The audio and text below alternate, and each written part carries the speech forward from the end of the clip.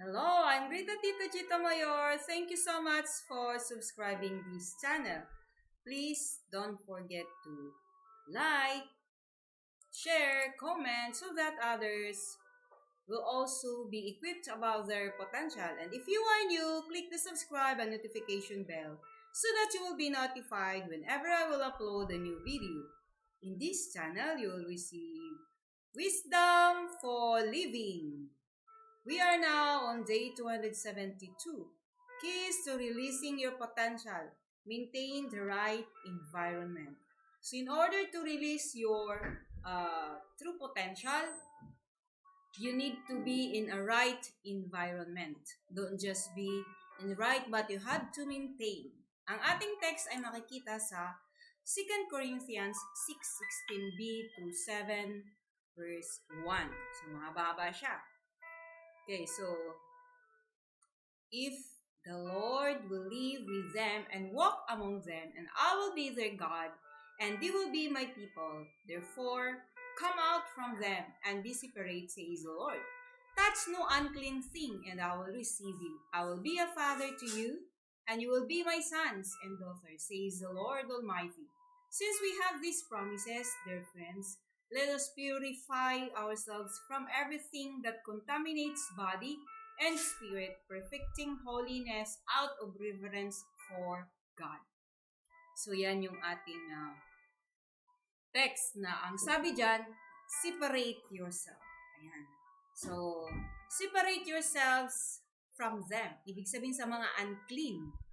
Ihiwalay mo ang sarili mo sa mga bagay-bagay na unclean because that will contaminate your environment. So, may kinalaman sa ating environment. So, yung ating environment ay mahalaga para ma-maintain natin yung ating magandang, ay para ma-release natin yung potential natin. So, all potential demands conditions conducive to the maximum fulfillment of purpose. Consequently, all life forms have ideal conditions in which they grow and flourish.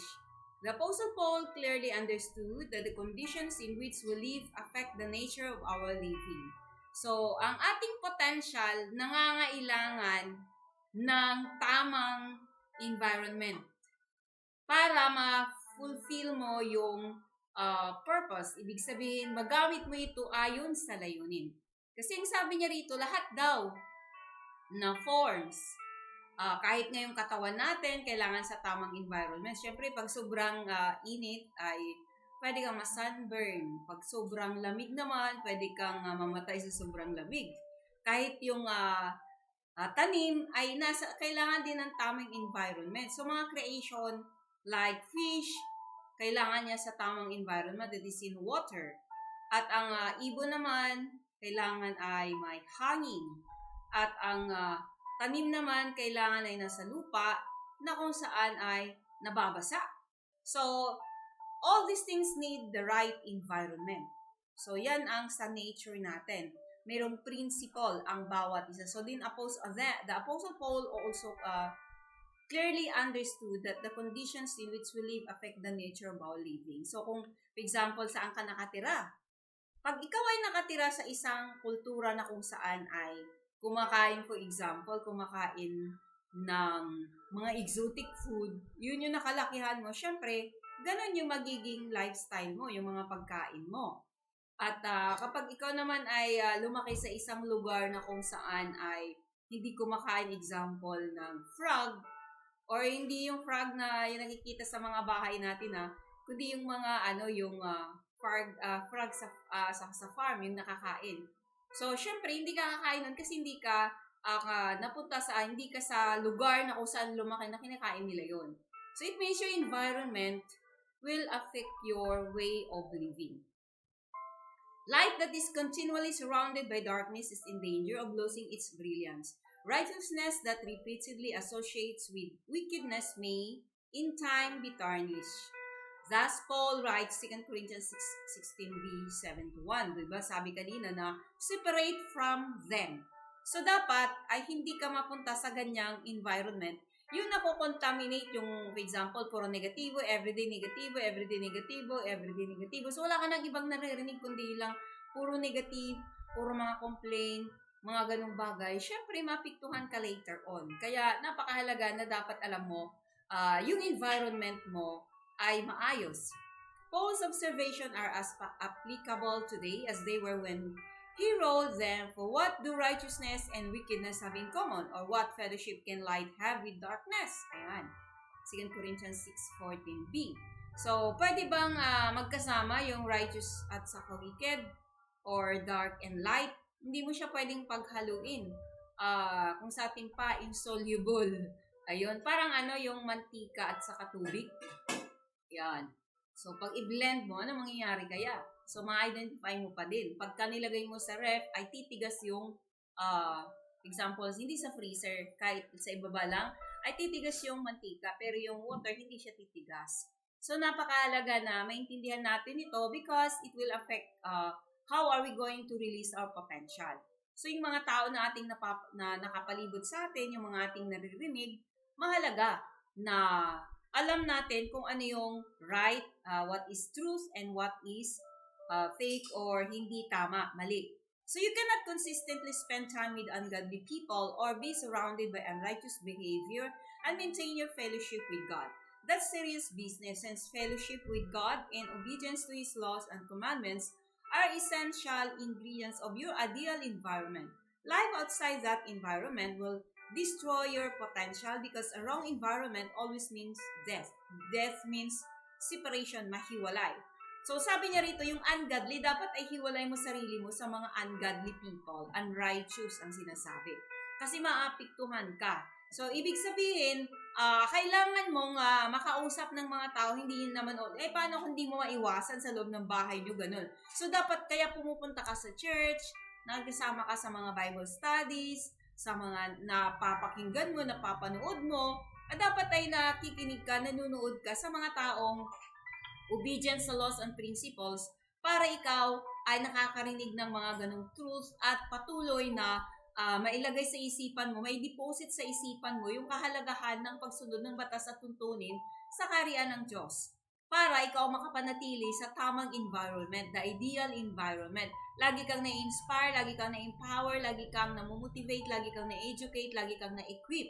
So kapag ka ganun lagi, nakafocus ka doon even though nauuwi ka, for example, sa bahay nyo na puro negatibo or nasa community ka na puro negatibo, pero meron ka pa rin tao nakakausap every week or twice a week ng mga tao na kung saan at everyday nababasa ka ng Bible, napapakinggan mo yung mga inspiration, yung mga teaching that will equip you, inspire you to release your potential, that believes in you also, people that believes in you that they are not toxic, then you can maintain yung environment. So, napakahalaga. At maintain at na-mention natin, ito na pag-aralan natin sa ating lesson na ito na series na 365 Days to Realize Your Potential, paano yung tamang environment.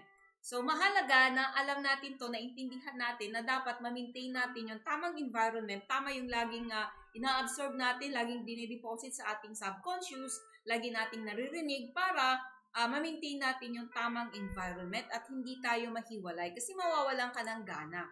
You cannot consistently spend time with ungodly people or be surrounded by unrighteous behavior and maintain your fellowship with God. So, hindi mo ma-maintain yun. So, all manufacturers establish the ideal conditions required for the maximum performance of their products.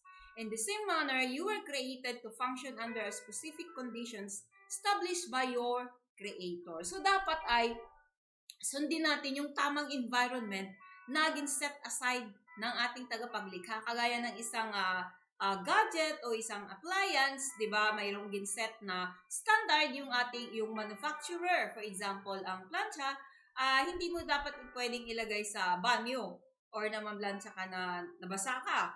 Or example, yung cellphone mo, hindi rin pwedeng na doon ka sa sobrang init na kung saan ay parang puputok na sa init, di ba? So, yung mga bagay-bagay, mga gadgets nga nasa tamang environment, for example. Kahit yung example ko kanina na yung tanim, hindi mo pwedeng ilagay sa tigang, hindi mo pwedeng ilagay yung isda sa simento, hindi mo rin pwedeng ilagay yung ibon sa isang lugar na walang hangin. Ayan. So, mahalaga sa kanila yon.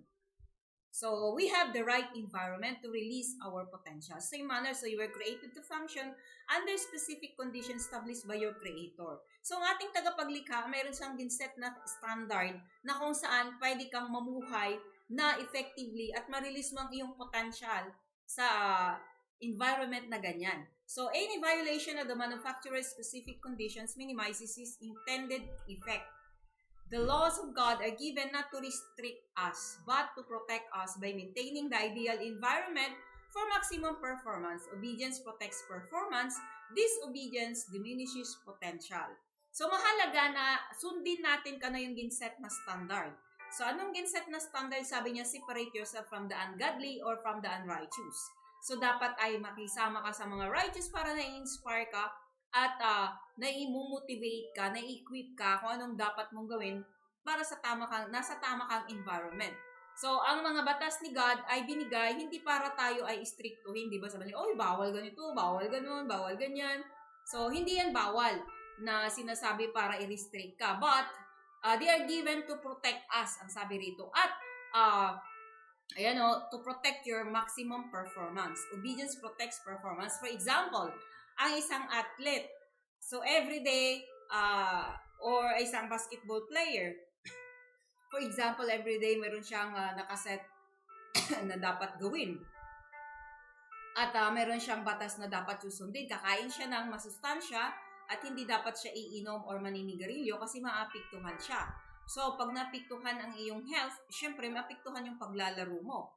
Ganon din yun sa bawat isa sa atin sa pag-release ng ating potential. So, kailangan ng isang basketball player na ingatan yung kanyang katawan, sundin yung batas ng kanyang katawan para ma-release niya yung kanyang potential bilang isang basketball player. So, kailangan niya ng stamina o resistance.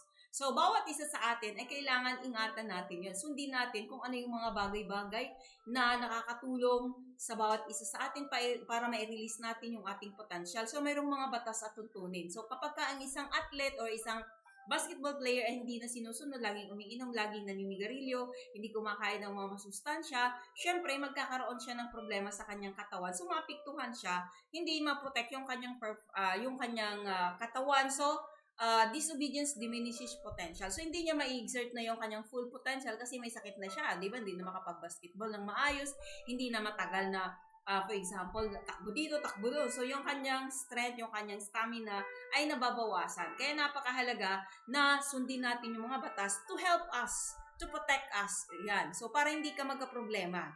Yan. So, mas magaling pa ba tayo sa ating manufacturer? Siyempre, magaling yung alam ng ating manufacturer kung ano yung dapat sa katawang ito at kung ano yung hindi. Kaya dapat ay alam natin, sundin natin yung mga batas, hindi ito para i-restrict us but to protect us.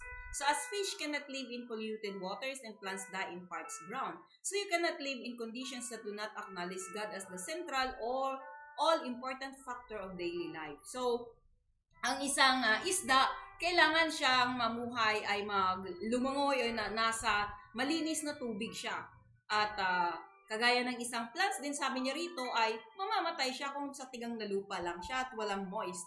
So, ganun din. So, isa sa atin, pag namumuhay ka sa isang lugar na do not acknowledge God as the central and all-important factor of daily life, tapos wala kang naririnig, di ka nagbabasa ng Bible, di ka nananalangin, so, wala lahat. So, ibig sabihin, hindi tamang environment, lahat ng tao sa palibot mo, unrighteous, wicked, puro negatibo. So, ibig sabihin, maapektuhan ka, you are in danger.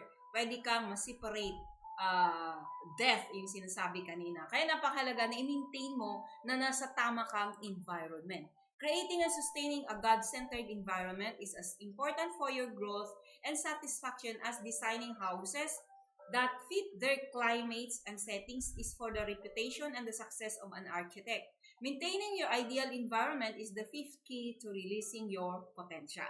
So, kailangan nasa tamang environment. Ano yung tamang environment? God-centered environment. Sabi niya rito, para satisfied ka, ibig sabihin nakakarinig ka ng salita ng Diyos na mag-i-equip sa mag-inspired sa iyo everyday to motivate you and to equip you. So, mahalaga yon, and the people around you ay mag-ingat ka at dapat ay nakakasalamuha ka pa din ng mga taong may God-fearing. Yan. So, are you in a right environment? It means, ito yun, creating and sustaining God-centered environment. Nandiyan ka ba sa ganyang environment? Kasi ikaw lang yun makapag-create. Paano? Makisama ka sa mga taong righteous. How will you know that you maintain right environment? Paano mo malalaman? So, from the lessons that I've shown you, I have taught you, just leave your comment below. So, thanks for watching. God bless.